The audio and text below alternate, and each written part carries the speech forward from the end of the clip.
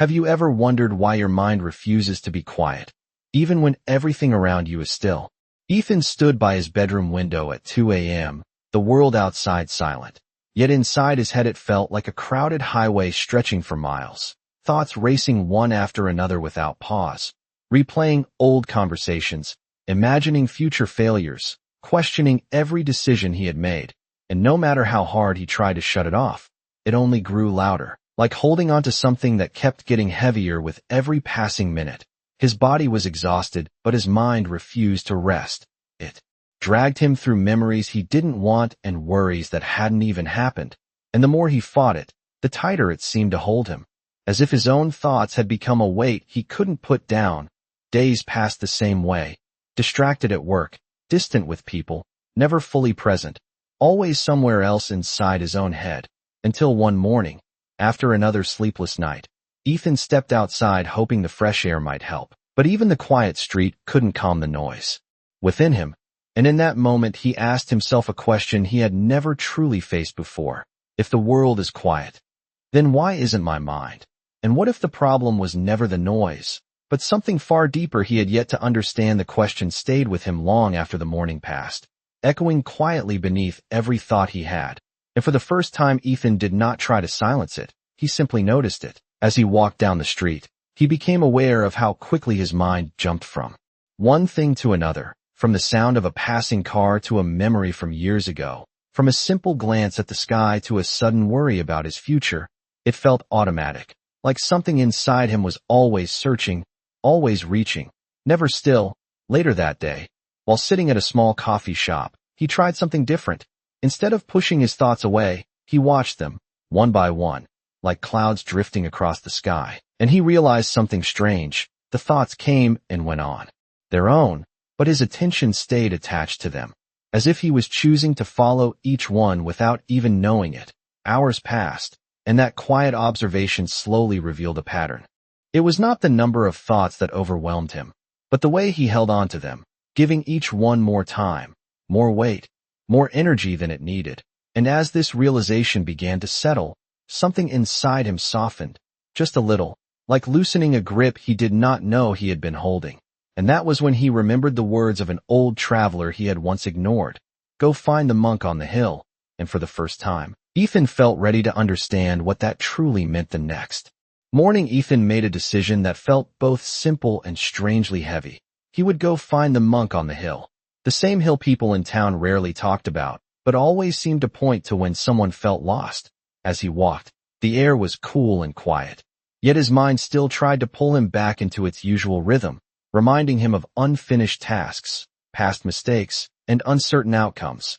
But this time he noticed it differently, like watching a restless river instead of being carried by it. The path up the hill was longer than he expected, stretching nearly a mile, each step slow and deliberate. And with every step he felt the urge to think, to analyze, to question why he was even going.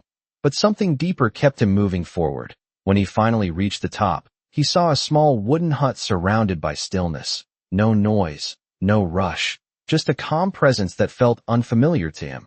Standing outside was an old man, dressed simply, his posture relaxed, his eyes clear, as if nothing inside him was unsettled. Ethan hesitated for a moment, then stepped closer and spoke honestly. I cannot stop my mind. It is always thinking, always pulling me away from the present. I just want peace. The old man listened without interruption, then gently nodded.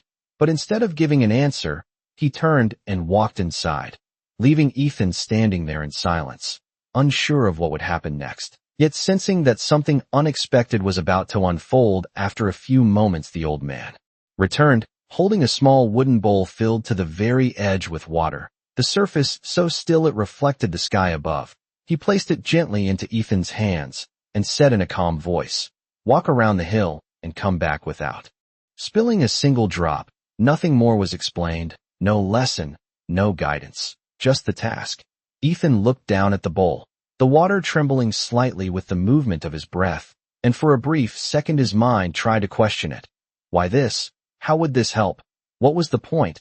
But the old man had already turned away, leaving only silence behind. So Ethan began to walk, slowly, carefully, each step measured. The path uneven and narrow, stretching nearly half a mile around the hill. And with every step his attention locked onto the bowl, the slightest shift could cause the water to spill. The wind brushed lightly against him. Distant sounds echoed from below, but he did not follow them. He could not afford to. His entire awareness rested in that fragile surface. And for the first time in a long while, his thoughts did not pull him away, because there was no room for them, only the next step. And the water he could not let fall step after step. Ethan moved with care, his eyes fixed on the thin line where the water met the edge of the bowl, his hands steady but alert. Every small movement mattered, and as minutes passed, something unusual began to happen.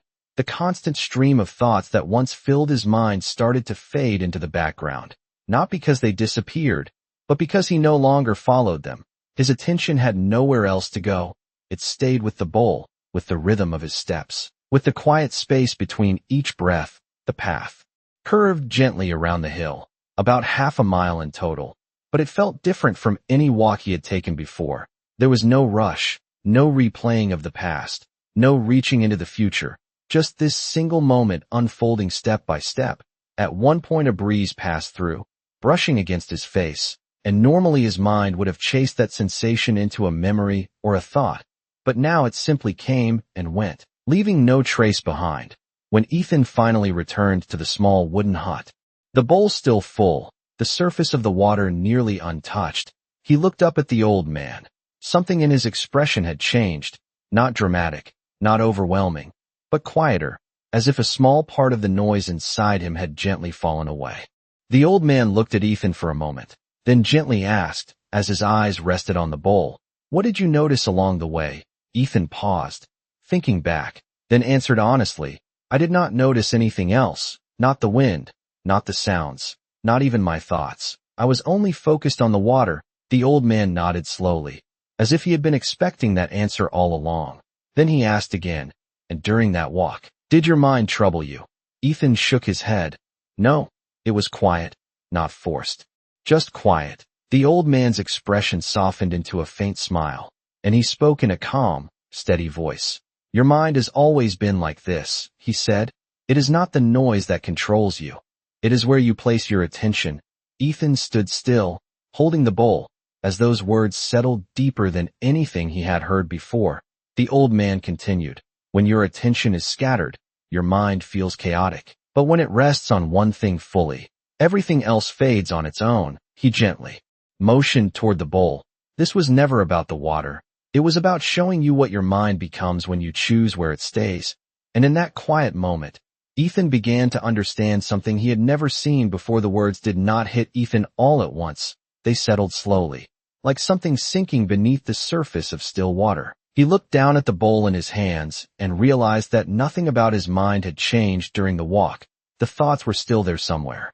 The world was still the same, but his experience of it had been completely different, not because the noise disappeared, but because he had stopped feeding it with his attention. He began to see how often he had been doing the opposite, giving his focus to every worry, every memory, every imagined outcome, as if each thought demanded to be followed.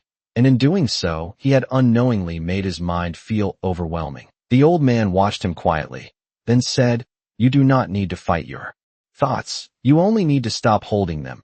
Ethan lifted his gaze. Something inside him shifted again, softer this time, more natural. He understood that peace was not something to force or chase. It was something that appeared when his attention was no longer scattered in every direction. The bowl in his hands now felt lighter, not because its weight had changed, but because he was no longer resisting what it represented. And in that stillness, a new question quietly emerged within him.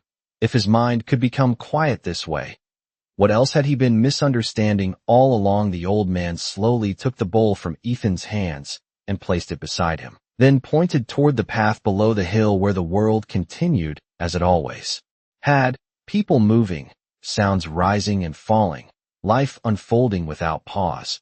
And he said quietly, "The noise you fear has never been the problem. It is only a reflection of where your attention goes." Ethan followed his gaze, noticing how easily his mind wanted to reach out again, to label, to judge, to think. But now there was a space between him and those impulses, a small but undeniable gap. The old man continued. When you give your attention to everything, your mind becomes crowded, but when you choose it with care, your world becomes simple. He picked up the bowl again and tilted it slightly, showing how quickly the water could spill when moved without awareness, then returned it to stillness. Just as quickly as it had shifted, Ethan watched closely, realizing that peace was not fragile. It did not disappear. It only seemed lost when he stopped being present. The lesson was no longer something he was trying to understand. It was something he could feel, quiet, steady, already within reach. And as he stood there in that still moment, he knew something inside him had already begun to change as Ethan began to walk back down the hill. The world around him had not changed. The same road stretched ahead. The same distant sounds filled the air. The same thoughts quietly appeared in his mind. But something within him was no longer the same. When a thought came, he noticed it, but he did not follow it. When a memory surfaced, he let it pass without holding on to it. And with each step, he felt lighter, not because life had become easier, but because he was no longer carrying everything inside his mind. The lesson of the bowl stayed with him, simple yet undeniable. Wherever his attention rested, his experience followed, and for the first time, he understood that peace was never hidden somewhere far away. It was always available in the way he chose to see, to focus, to be. Days later, when the noise returned as it always would, he did not resist it. He simply returned to the present, to what was in front of him, just like the bowl in his hands, steady, clear, enough.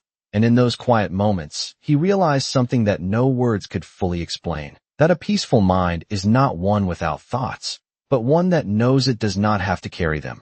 And perhaps the real question was never how to silence the mind, but whether he had ever needed to hold onto the noise at all.